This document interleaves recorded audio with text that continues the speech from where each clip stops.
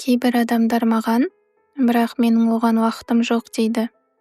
Мен оларға, сізде сол өмірді жалғастыруға, сол мәселелерді тудыруға, сол шектеулерді бастан кешіруге уақыт бар ма деп сұраймын. 7 минут – бұл сіздің күніңіздің 50%-нан да аз. Егер сіз күніңіздің қалған 99.5%-ын өзгерту үшін 0.5%-ын бөле алмасаңыз, онда сіздің өзгерісті қалауыңыз аса мықты емес. Басқалар айтады, мен мұны бірнеше күн істедім, ештеңе болған жоқ. Әрине, ештеңе болған жоқ. Сіздің қазіргі өміріңіз белгілі бір түрде мыңдаған күн ойланудың нәтижесі. Шынымен 3 таңғы тәжірибеден кейін бәрі өзгереді деп күттіңіз бе? Міне осы жерде тұрақтылық шешуші рөл атқарады. Бұл тәжірибенің күші оны бір рет жасауда емес, оны тұрақты орындауда.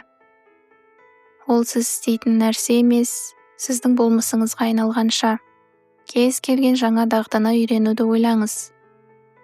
Алғаш рет велосипед айдауға тырысқанда, бәлкім құлап қалғансыз. Алғаш рет музыкалық аспапта ойнауға тырысқанда, бәлкім қорқынышты естілгенсіз.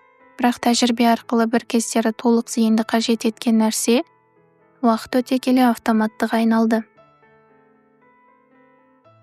Сіздің таңғы тәжірибеңіз де дәл осылай жұмыс істейді. Бастапқыда 7 минут бойы зейінді сақтау мәңгілікке созылғандай көрінуі мүмкін. Ақылыңыз адасады, сіз алаңдайсыз, бұл қалыпты жағдай. Бірақ әр жолы ойыңыздың адасқанын байқап, оны ниетіңізге қайта бұрған сайын, сіз зейінділіктің нейрондық байланыстарын құрасыз. Сіз миыңыздың шоғырлану қабілетін сөзбе-сөз нығайтасыз. Бірнеше аптадан кейін қызық нәрсе болады. Тәжірибе жеңілдей бастайды. Зейінді ұзағырақ ұстай аласыз. Сезімдер қолжетімдірек әрі шынайырақ болады. Бұл сіздің миыңыз жаңа болмыс күйіңізге байланысты, күштірек нейрондық байланыстар құра отырып, физикалық тұрғыда өзгеріп жатқанын білдіреді. Бірнеше айдан кейін трансформация тереңдейді. Енді күн ішінде стресс туындағанда, миыңыз автоматты түрде орталыққа қайта оралуды біледі. Себебі сіз мұны сан рет жаттықтырдыңыз. Сіз өз көрінісіңізге сәйкес таңдау жасауды табиғи түрде байқайсыз. Өйткені бұл нейрондық жолдар миыңызда басымдыққа ие болады.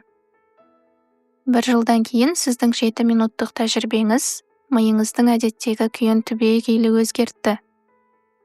Бір кездері күш талап еткен нәрсе, енді сіздің табиғи болмысыңыз сияқты сезіледі. Сіз жаңа әдет қана қалыптастырған жоқсыз, сіз жаңа адамға айналдыңыз. Осы тәжірибеге берілсеңіз, қандай өзгерістер күте алатыныңызды айтып берейін. Біріншіден, стрессқа деген реакцияңыз өзгереді. Автоматты түрде жауап берудің орнына басқа реакция таңдауға болатын кеңістік табасыз. Тек осының өзі-ақ сіздің қарым-қатынасыңызды және жұмысыңызды өзгертеді. Екіншіден, энергияңыз көтеріледі.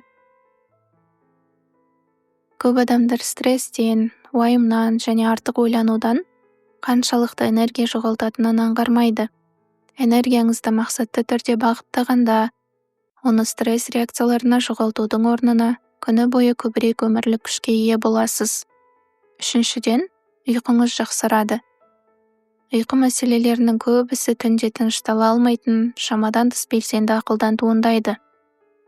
Сіздің таңғы тәжірибеңіз миыңызды әдейі күй ауыстыруға үйретеді. Бұл түнде ұйқыға өтуді жеңілдетеді. Төртіншіден, түйсігіңіз артады. Әр таң сайын талдаушы ойды тыныштандырғанда, санадан тыс ойдан шабыт алуға орын тудырасыз. Мәселелердің шешімдері кенеттен пайда болады. Шығармашылық идеялар жеңілірек ағады.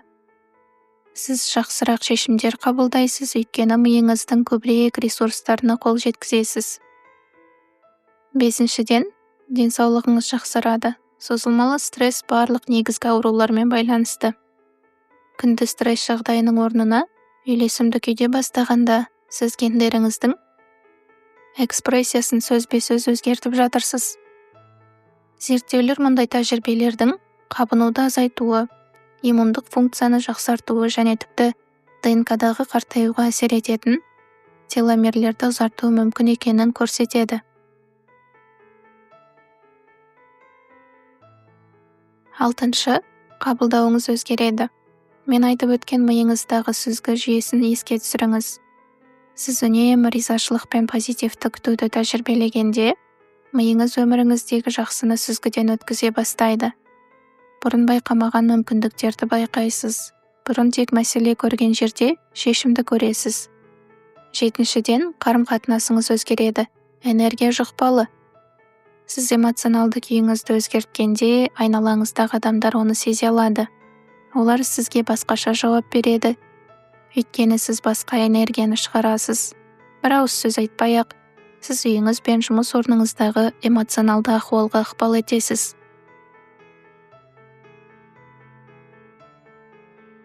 Осы тәжірибеге берілген адамдардың бірнеше нақты мысалдармен бөлісейін. Джон, корпорация басшысы. Ол 12 жыл бойы жоғары қан қысымына қарсы дәрілер қабылдаған. Осы таңғы тәжірибенің 6 айынан кейін оның дәрігері жақсарған көрсеткіштерге таң қалып, дозасын азайтты. 9 айдан кейін ол дәрілерді мүлде тоқтатты. Кейт, ол бала кезінен созылмалы мазасыздықтан зардап шеккен. Ол терапияны, дәрілерді, жаттығуларды сынап көрді. Барлығы аздап көмектескенімен негізгі үлгіні өзгертпеді. Осы таңғы тәжірибеге бар болғаны 90 күнін арнаған соң, ол ересек өмірінде алғаш рет мазасыздықсыз күндер өткізді. 1 жылдан кейін мазасыздық оның әдеттегі жағдайы емес, сирек болатын нәрсеге айналды.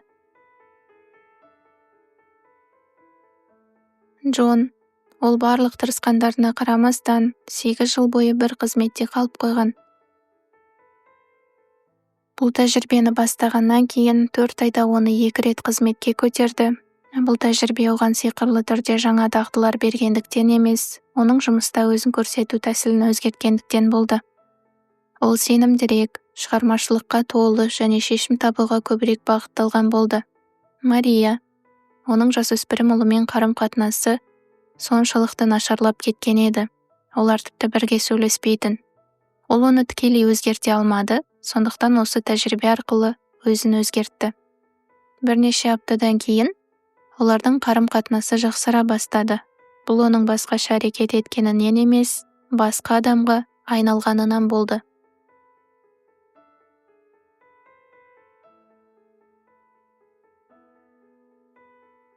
Бұл кездейсоқ жағдай емес, бұл уақыт өте келе сіздің ақыл-ой және эмоционалды күйіңізді тұрақты түрде өзгертудің болжамды нәтижелері. Сіз энергияңызды өзгерткенде, өміріңізді өзгертесіз. Бұл себеп пен салдар.